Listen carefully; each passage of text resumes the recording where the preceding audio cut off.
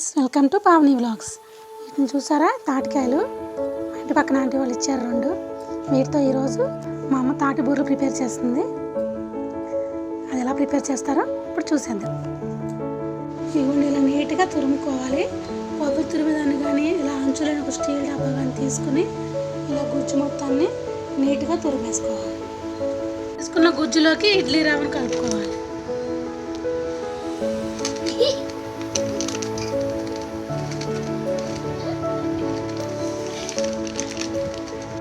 ఇడ్లీ రవ్వ తర్వాత బెల్లాన్ని వేసుకోవాలి.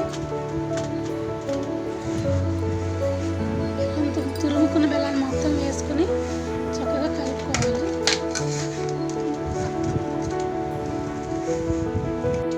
పిండిని ఇలా వీడియోలో చూపిస్తున్న విధంగా ముద్దలాగా కలుపుకోవాలి.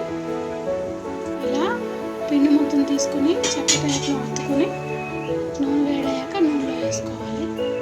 ఒక బాండీ పెట్టుకుని డీప్ ఫ్రైకి సరిపడా ఆయిల్ వేసుకోవాలి.